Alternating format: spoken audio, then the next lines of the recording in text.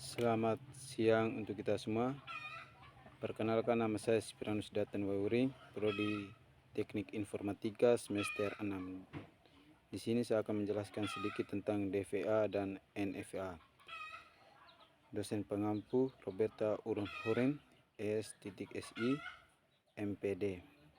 Yang pertama saya akan menjelaskan Deterministic Finite Automata. Pengertiannya, DVA adalah jenis automata di mana setiap status dan simbol input memiliki satu transisi unik yang pasti. Artinya untuk setiap kombinasi status dan simbol input hanya ada satu status tujuan. Di sini ada 5 tupel dalam DVA. Untuk himpunan dari semua status disimbolkan dengan huruf Q. Untuk alfabet input, himpunan semua simbol yang dapat diterima oleh automata dengan simbol sigma. Untuk fungsi transisi dengan simbol alfa.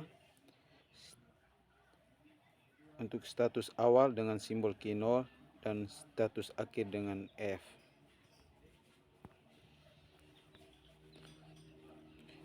Finite automata adalah mesin automata dari suatu bahasa regular.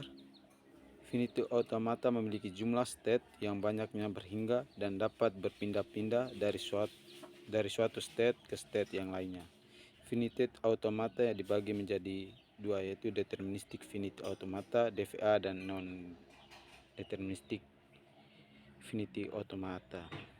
Ini contoh dari deterministic finite automata. Kita lihat pada diagram dan tabel. Untuk pada diagramnya, untuk nilai himpunannya yaitu dengan simbol Q, yaitu S0, S1 dan S2. Untuk sigmanya pada simbol A dan simbol B. Untuk nilai awalnya S0 dan nilai akhirnya S1 dan S2. Kita lihat pada tabel. Untuk state-nya yaitu S1, S2, S0, S1 dan S2.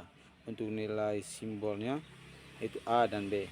Untuk state S0 yaitu untuk simbol A yaitu S1 karena S0 untuk simbol A menuju ke S1.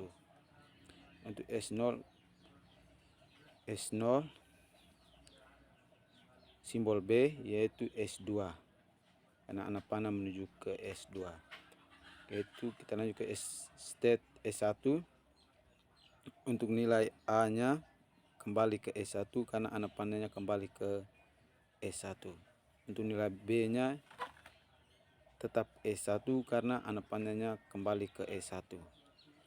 Untuk state 2 nilai A nya yaitu S2 karena membentuk sebuah lingkaran atau cincin. Untuk nilai B nya tidak ada karena tidak ada nilai B dalam state 2. Yang berikut penjelasan non-deterministic finite automata.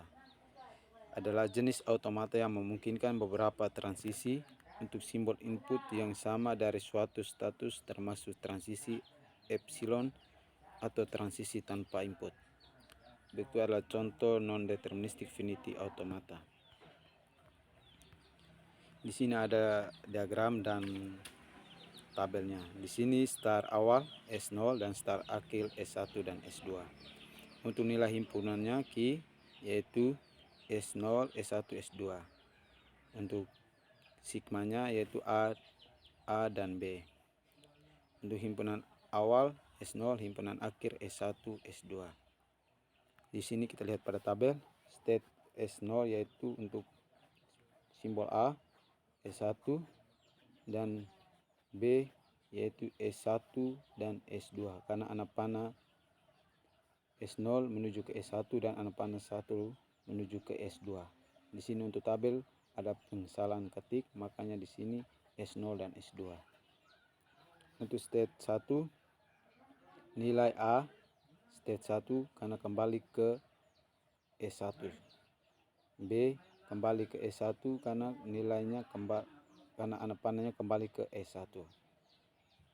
State S2 untuk nilai A nya tetap pada S2 karena membentuk lingkaran atau cincin.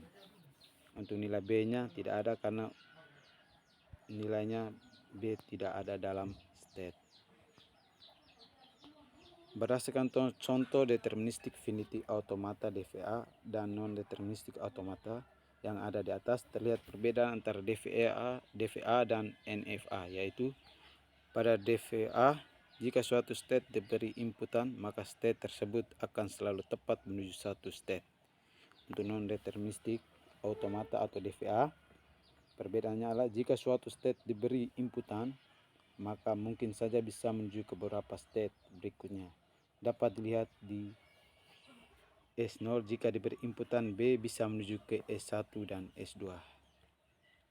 Oke, baik, ini kita lihat pada tabel ini untuk NFA, yaitu untuk S state 0 nilai B nya yaitu menuju ke S1 dan S2.